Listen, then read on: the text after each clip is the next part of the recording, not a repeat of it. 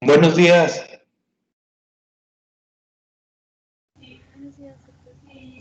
Buenos días. Buenos días. ¿Ya están viendo ahí la presentación? Sí. Sí. ¿Ya la tienen ahí? Bueno, Sí, doctor. el viernes habíamos mencionado esto de acá. Déjenme regresarme tantito. Todo este rollo que estuvimos mencionando y los síntomas y demás, digo, bueno, que no son síntomas, los síntomas aquí más bien como que son secundarios porque regularmente acá más bien te, te llama más la atención la presentación de signos, o sea, ves las manifestaciones en el niño de la hiperactividad, de la desatención, o te la cuentan los familiares, la mamá, y si haces la evaluación completa y le realizas al paciente su examen neurológico detallado, pues muchas veces te percatas de la presencia de los síntomas estos que mencionábamos el viernes. Y entonces, bueno, digo, no se los había yo dicho tal cual, pero como el niño no tiene, vaya, las alteraciones tan graves que luego pudiera tener un chavito, por ejemplo, que tiene crisis convulsivas, o sea, no convulsiona, no tiene propiamente una hemiplegia, una paraplegia o alteraciones muy graves como las que hay luego en la parálisis cerebral infantil, sino que más bien pues predomina la presencia de estos signos neurológicos blandos. Luego, durante algún tiempo, hubo la tendencia a llamar al trastorno disfunción cerebral mínima, así le dijeron en algún tiempo. Y bueno, es una nomenclatura histórica, pero luego, bueno, ya ven ustedes que luego las cosas se van reciclando y se repiten y se encuentra uno las denominaciones en diferentes lados. De hecho, yo ni me acordaba de esa onda, pero en algún tiempo le decían al trastorno por déficit de atención disfunción cerebral mínima. Y eso como que llevaba luego a muchas confusiones porque le decían a la mamá, bueno, es que su niño tiene una disfunción cerebral mínima. Por esto de que a lo mejor los síntomas o los signos, pues, propiamente, pues son como sutiles, ¿no? O sea, vaya, es difícil que te des cuenta que un niño tiene, por ejemplo, agrafestesia, ¿no? O que tiene asimultagnosia, a menos de que le hagas una exploración detallada. Y entonces, bueno, la mamá salía de la consulta y luego le preguntaba la comadre, ¿y qué te dijo el doctor que tiene de tu niño? Y la respuesta general era, pues no sé, algo me dijo que tiene, pero es mínimo, entonces no hay bronca, ¿verdad? Pues así que siga. Sí, pues disfunción cerebral mínima, pues porque el muchachito no está paralítico, ¿verdad? Pero esas mínimas cosas que luego suceden en el funcionamiento del sujeto, pues luego tienen manifestaciones clínicas máximas en cuanto a que su rendimiento general se ve afectado, al niño le tiende a ir muy mal en la escuela, va a tener problemas en sus relaciones con otras gentes y bueno, pues es de pensarse que a estas alturas pues del partido se deba de hacer algo específicamente eficaz para que el niño mejore su funcionamiento. Y entonces, bueno,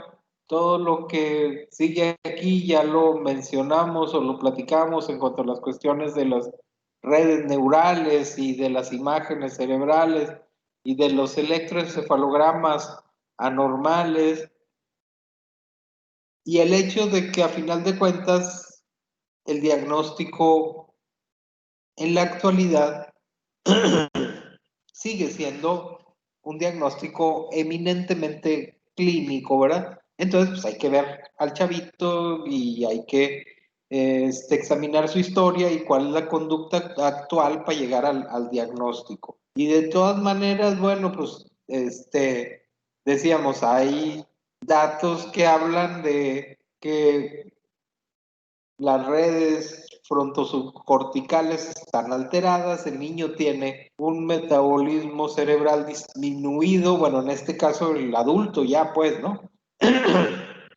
Sobre todo si no recibió tratamiento, particularmente tratamiento farmacológico. Veíamos pues algunas cuestiones de tipo genético y habíamos llegado creo que hasta aquí el viernes y habíamos mencionado que si bien con el paso del tiempo las manifestaciones tanto de hiperactividad como de impulsividad disminuyen en la expresión del cuadro clínico de la persona sigue teniendo un nivel de atención que no le permite funcionar a la par del resto de la gente, ¿no? Entonces, bueno, sea niño o sea adulto con trastorno por déficit de atención, requiere tratamiento. Ya habíamos mencionado que el tratamiento se considera, pues, que debe de ser un tratamiento que luego le llaman tratamiento multimodal. Ese sería el tratamiento ideal para los niños, os digo, para niños y adultos que tengan el problema. Y esto de tratamiento multimodal implica que por una parte, pues se recomienda que el tratamiento incluya el empleo de medicamentos útiles para mejorar la atención, pero también hay que pensar en que se requiere un abordaje que incluya el apoyo. ¿Ah?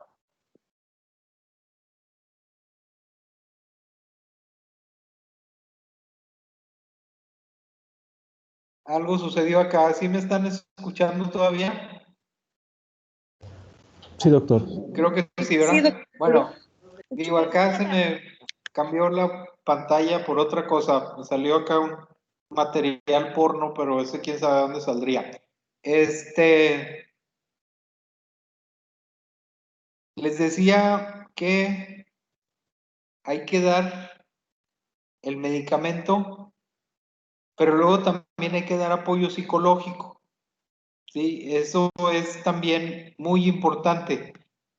Apoyo psicológico que incluye, pues por una parte, el apoyo directamente al niño, en caso de que se pueda, claro, bueno, depende luego también de las condiciones particulares de cada paciente. Pero esto del apoyo psicológico incluiría tanto el apoyo directo al muchachito como el apoyo a la familia en general, pues, que sobre todo a los papás, ¿verdad? Incluyendo una buena cantidad de psicoeducación, o sea, vaya estando más informados los papás de cómo está la onda, pues regularmente van a actuar de manera más apropiada, ¿no? Vaya, la gente con una mayor cantidad de información adecuada, pues regularmente tiende a agarrar la onda, ¿verdad? Tanto no esté demasiado dañada por las circunstancias de la vida. Pero entonces, medicamento, apoyo psicológico y en tercer lugar, el apoyo que luego le dicen psicopedagógico. Porque bueno, les decía, regularmente son niños, regularmente están teniendo broncas en la escuela, entonces el medicamento ayuda, por supuesto, a veces ayuda mucho, pero luego si se le puede dar una intervención por el lado psicológico y se le puede dar también atención en el tiempo que va a la escuela, pues bueno, o como les digo, lo que le llaman luego el apoyo psicopedagógico, pues entonces se completarían las áreas en las cuales hay que intervenir con estos muchachos. Y luego fíjense ustedes, se trata de un problema donde el objetivo central del asunto es que el muchachito ponga atención. Digo, una función de las que luego se exploran cuando uno realiza la evaluación del examen del estado mental, ¿no? Y bueno, estamos viendo ahorita atención, el trastorno por déficit de atención, pues teniendo en cuenta de que la atención es una de las cosas básicas que hay que revisar cuando se ven a los pacientes. Y por otra parte también que tengan ustedes en cuenta que luego esta capacidad de poner atención, pues aquí en el trastorno por déficit de atención, pues ahora sí que es el foco de la atención, pero en cualquier otro caso de gente que tiene, yo diría, cualquier alteración psiquiátrica que ustedes se puedan imaginar, pues regularmente se van a encontrar con que la gente tiene en una u otra medida dificultades para poner atención. Piensen ustedes en alguien que está deprimido, por ejemplo. Alguien que está deprimido, pues a lo mejor ahora sí que el mundo le importa un tres cacahuates, o sea, pues no pone atención en las cosas que está viviendo, a lo mejor porque su atención está desviada para el lado de sus pensamientos negativos, ¿no? Pero especialmente, por ejemplo, en gentes deprimidas y sobre todo en las últimas décadas, se ha empezado como a poner énfasis también en esta cuestión de la, de la investigación clínica, en que muchas personas deprimidas luego, a pesar de que reciben tratamientos que son eficaces y que les ayudan a mejorar su estado de ánimo y a dormir mejor y a que se les dispersen un poco los pensamientos negativos y las ideas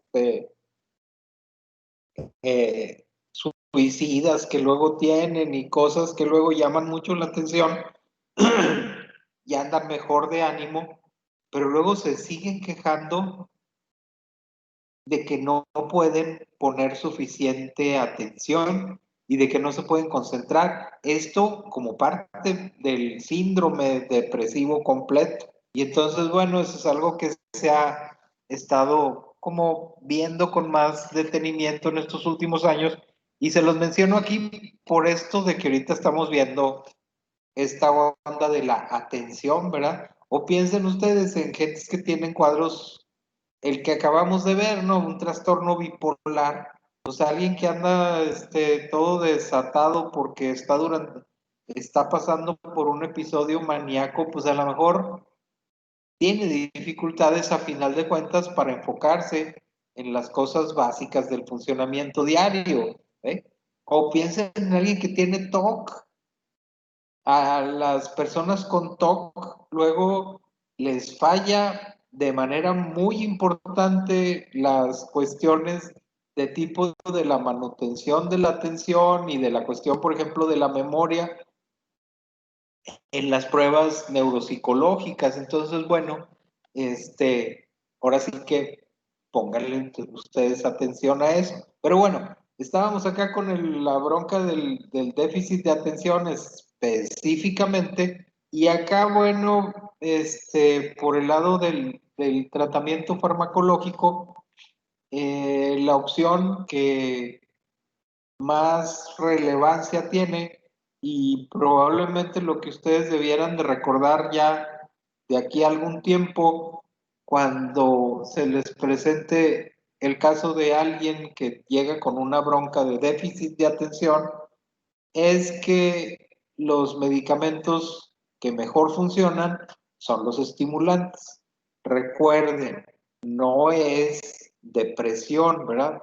Si es depresión, allá le damos otra cosa diferente. Pero si es un TDAH o una HDH, como dicen luego los gringos,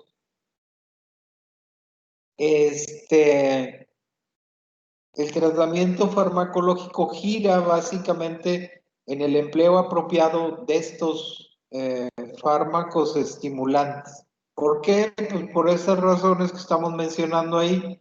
Se han estudiado desde hace mucho tiempo, más de 70 años creo, de que están disponibles, se sabe que funcionan, son las que se usan con más frecuencia porque son las más efectivas. Y así como tienen alrededor de 70 años de estarse usando, también tienen una probabilidad de provocar mejoría en los pacientes con déficit de atención de alrededor de un 70%, o sea, tienen también una eficacia muy, muy, muy elevada, sobre todo cuando el diagnóstico está bien hecho, ¿verdad? ¿Sí? Digo, si el niño realmente lo que tiene es un trastorno por déficit de atención, porque luego sucede lo que les había mencionado yo en ocasiones anteriores, a lo mejor lo que el chavito tiene realmente es un trastorno bipolar, o a lo mejor tiene un TOC, y le damos estimulantes y a ese le va a ir, pero de la patada, o sea, te va a poner peor. ¿Eh? Pero si lo que tiene realmente es un trastorno por déficit de atención, entonces la respuesta, si te preguntan en un examen, ¿qué le vas a dar a un chavito con déficit de atención? Pues lo que le vas a dar son estimulantes, ¿verdad? Aunque suene paradójico, que no es paradójico, ¿eh? Porque anteriormente también eso se decía. Así como decían del trastorno que se trataba de es que tiene ¿cómo les dije? Una disfunción cerebral mínima. ¿Sí? Entonces también se decía, digo, por un lado tiene disfunción cerebral mínima y por otro lado tiene una respuesta, la respuesta a los estimulantes es paradójica. ¿Sí? O sea, paradójica, así se decía, y bueno, también suena bastante lógico, ¿no? Digo, es lógico pensar eso, pues el niño anda como trompo chillador, no para, anda para arriba y para abajo y le das un estimulante y se calma, pues dices tú, eso es paradójico, ¿no? Pues como que anda todo acelerado y con el estimulante se calma. Y luego ya con el paso de los años se ha cambiado esta tendencia a pensar en eso, porque recuerden esto que estábamos diciendo, o sea, realmente no se trata de una respuesta paradójica, porque a final de cuentas, lo que hace el estimulante precisamente, ¿qué es lo que va a estimular? Pues va a estimular estas redes en las cuales está basada la capacidad para poner atención y entonces aquí va a ser el foco de la estimulación. Es decir, el estimulante lo que va a hacer en el sujeto con déficit de atención es esto que les pongo acá.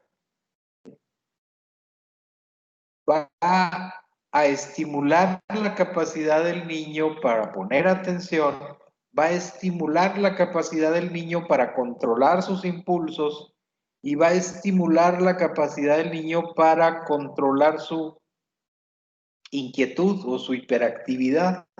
Entonces, los estimulantes le pegan propiamente a la sintomatología nuclear del cuadro,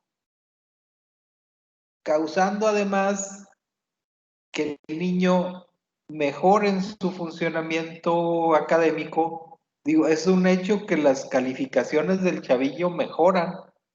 Vaya, pues si ya se puede estar sentado durante la mayor parte de la clase, pues simplemente no le van a poner el 5 en conducta que le ponían antes porque andaba todo el tiempo para arriba y para abajo, ¿no? Pues ya le van a poner un 8, ¿sí? Y además si puede poner más atención, pues ya le va a agarrar la onda a las sumas, restas, multiplicaciones, y a la escritura y a la lectura, y entonces sus, sus notas en la escuela van a mejorar, se va a pelear menos con los demás, va a estar menos expenso a estos ataques de agresión impulsiva que luego tienen estos niños, y además se va a seguir tomando el medicamento, porque para la mamá va a ser una bendición ya no tener que estar lidiando con el niño 4 o 6 horas durante la tarde y peleándose a la hora de que están haciendo la tarea que le encargaron,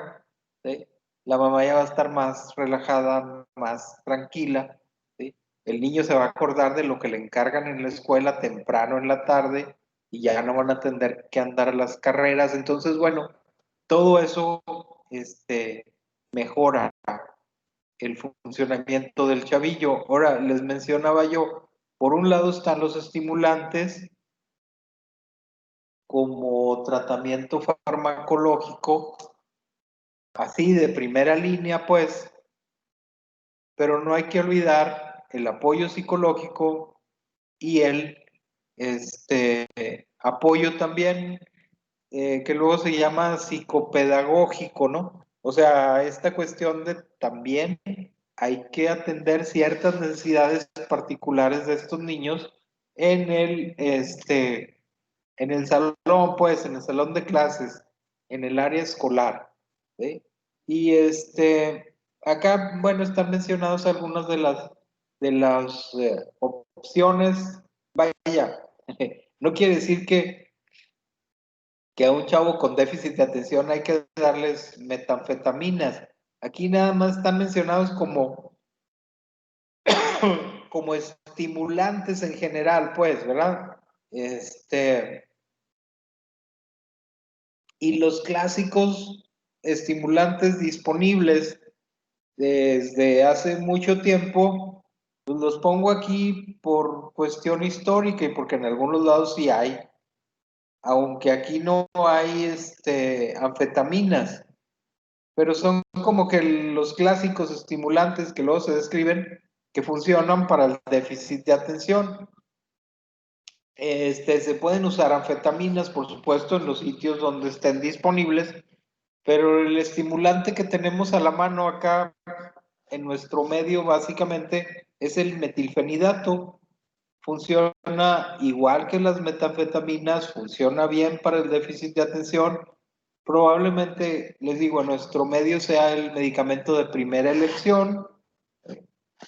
Mejora la capacidad del chavillo para poner atención, mejora su eficacia académica.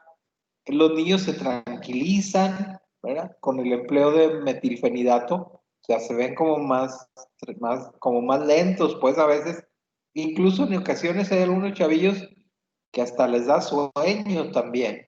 Entonces, bueno, luego habría que ver cada caso en particular, a ver cómo le hacemos para utilizar el medicamento a la hora que mejor le convenga al niño.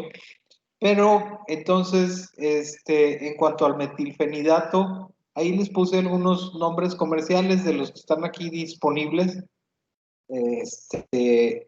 aunque luego a veces también se batalla con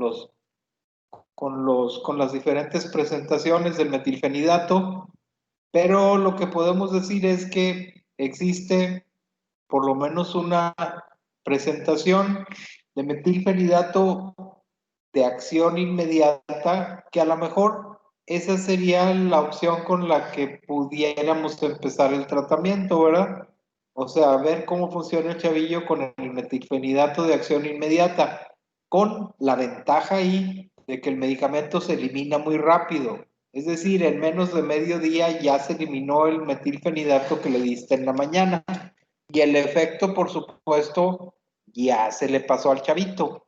Entonces, generalmente, Cuando te decides, ¿qué digo? Sería la mayor parte de las veces al inicio del tratamiento, emplear metilfenidato de acción inmediata en un niño que está en la primaria, ¿sí?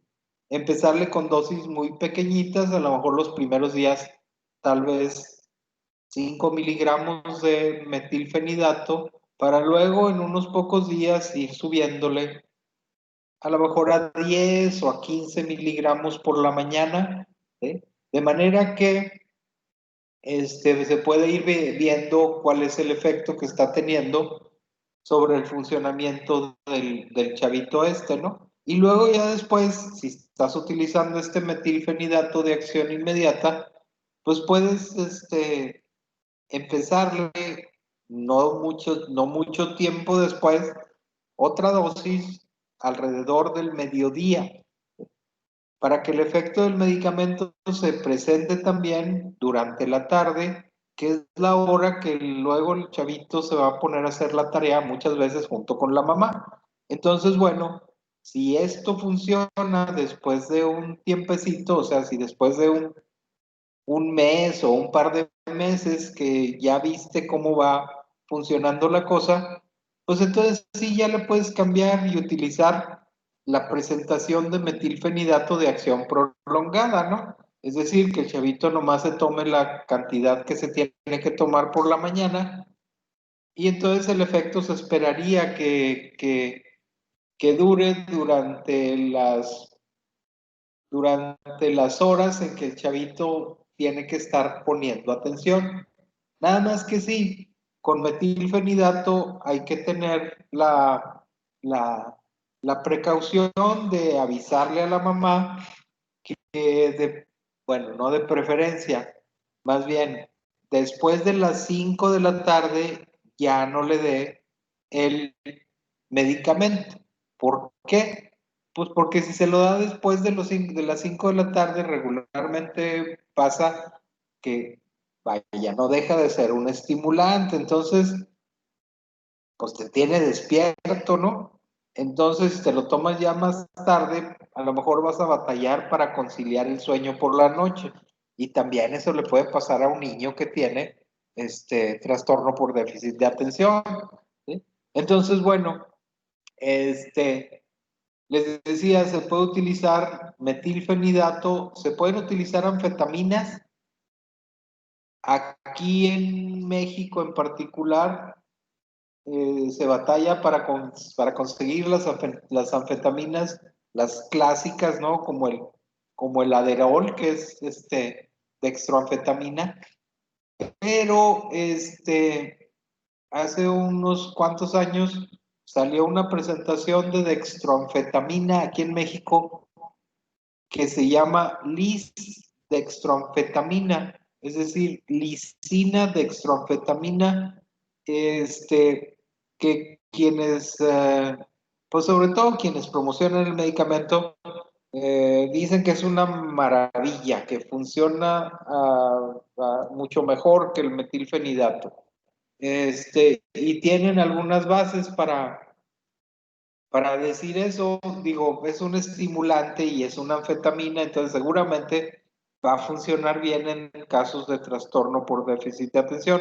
Lo que luego se refiere respecto de esta lisdextroanfetamina es que la manera como se metaboliza hace que se elimine o más bien que se vaya, que la biodisponibilidad sea un poco más lenta al inicio, de forma que el efecto se presenta como que alrededor de una hora, hora y media después de que la persona se tomó el medicamento, y entonces no tiene el efecto como de subida que luego pudiera causar el metilfenidato de acción inmediata, ¿no? Y entonces por ese lado lo consideran como una ventaja, que sí puede ser una ventaja, nada más que la desventaja es que el medicamento no siempre está disponible a todas horas.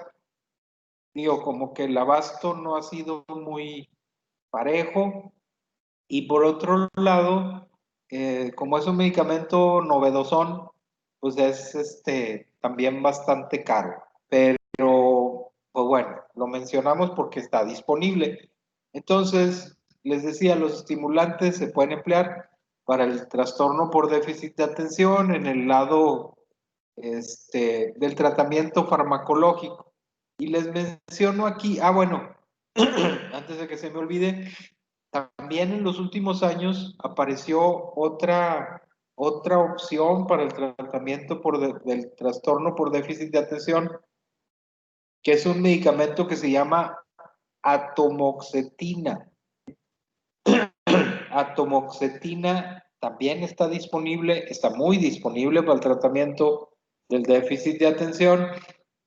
Se debe empezar con dosis muy bajitas y luego ir subiendo muy poco a poco durante el inicio del tratamiento.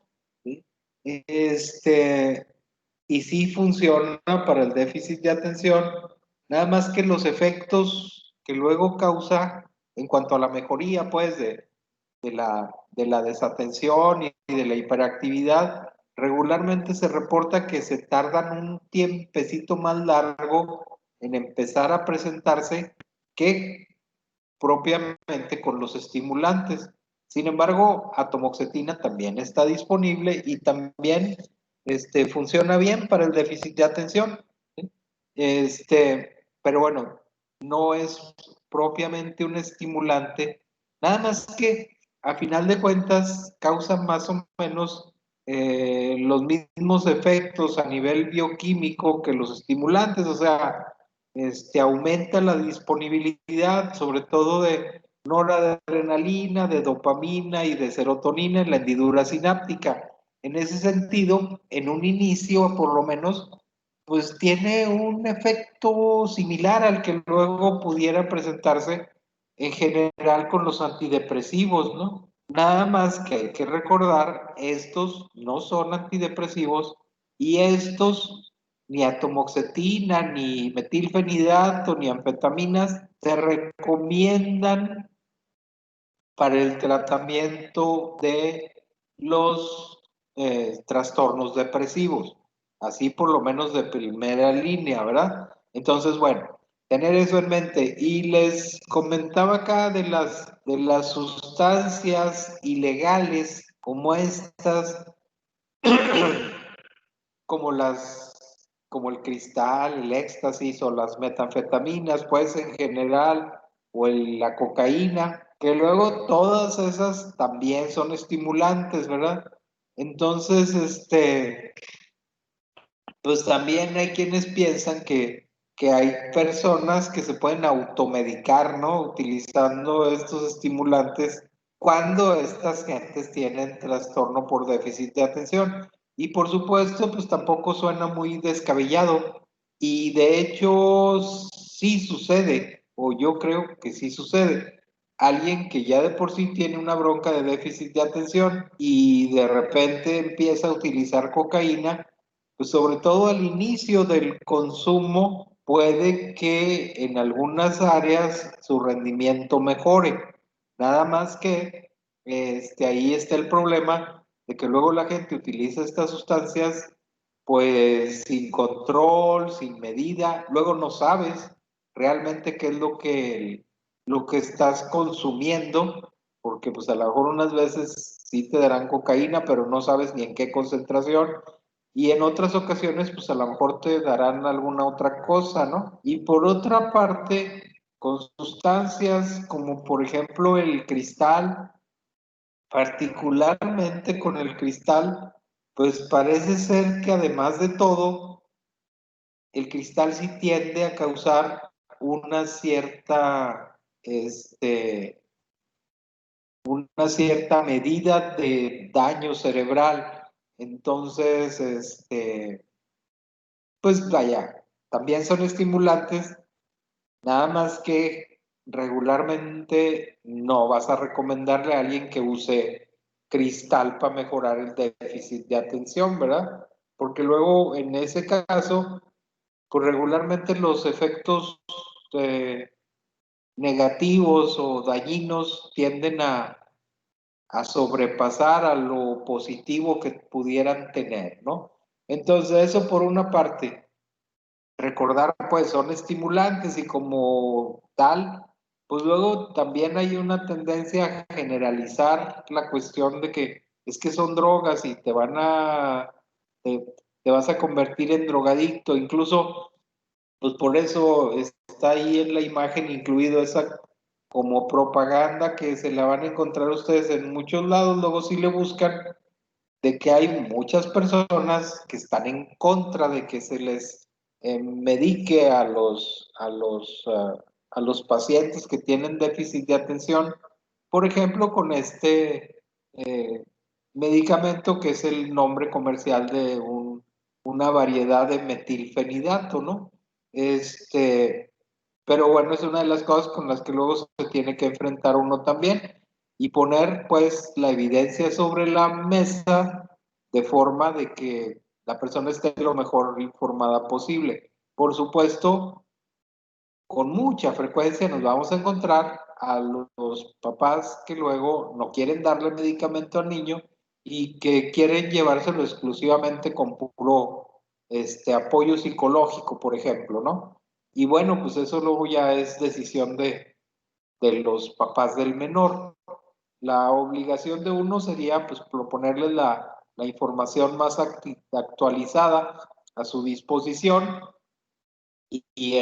pues bueno, ya ellos decidirán sobre qué es lo que quieren o no quieren hacer. Acá por el asunto, les decía, práctico, pues de entrada, si ven un chavito con déficit de atención, pues probablemente la indicación que uno pudiera hacer de primera intención sería recomendar el empleo de, les repito, particularmente ahorita metilfenidato, ¿verdad? Que es el que tenemos disponible. Y ahí les puse otros nombres comerciales de otros metilfenidatos, que bueno, pues todos son lo mismo, ¿no? Nada más habría que ver esto que les comentaba de, hay unos que vienen para liberación inmediata y otras presentaciones de liberación prolongada. Bueno, y entonces, pues este es el resumen de lo que hemos visto hasta hoy, ¿no? Que deben de tener ustedes en mente, pues. Hey, Tengo una duda. Hablando de la tomoxetina, pues es un inhibidor de la recaptación de noradrenalina, ¿verdad? Entonces, sí, cuando vimos hace mucho sobre los antidepresivos, vimos que al inicio, sobre todo en los primeros días, la primera semana, los pacientes experimentan síntomas adrenérgicos. Pasa lo mismo con este mismo medicamento en el aspecto de que hay que poner al tanto al paciente de que tiene que al principio se va a sentir ansioso y por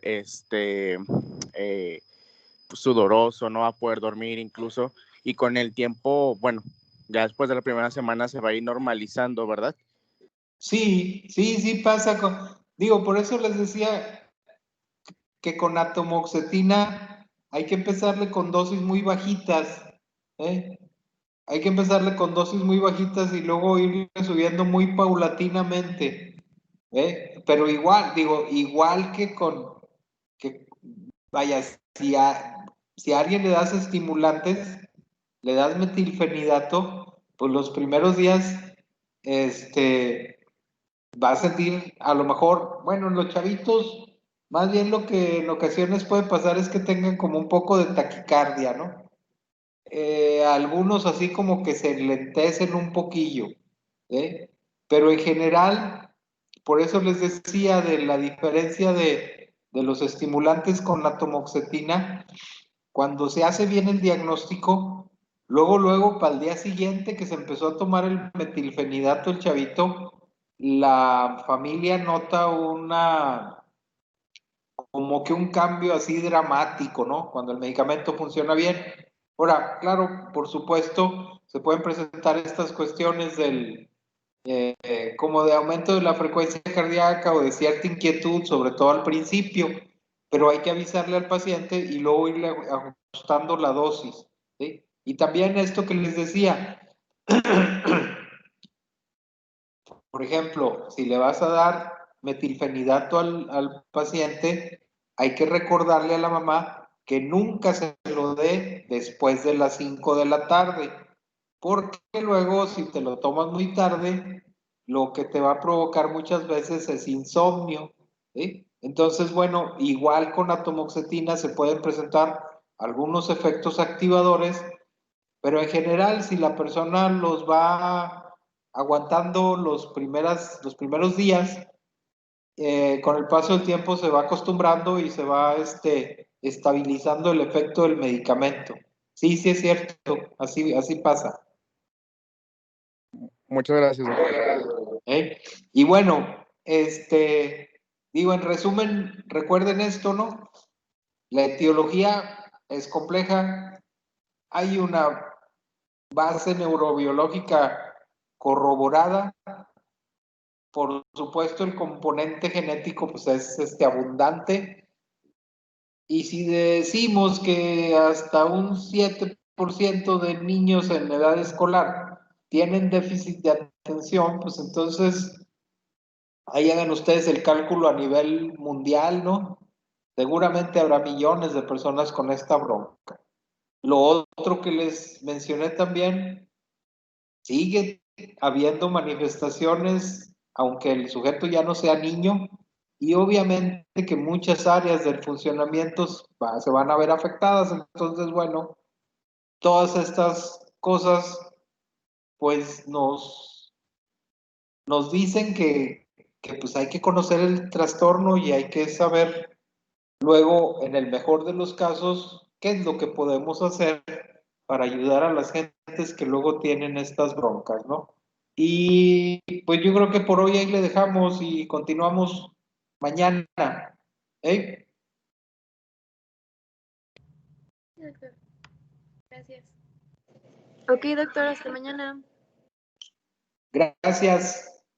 A usted. Gracias. Bye. Gracias, doctor. Gracias. A ustedes. Hasta mañana, doctor.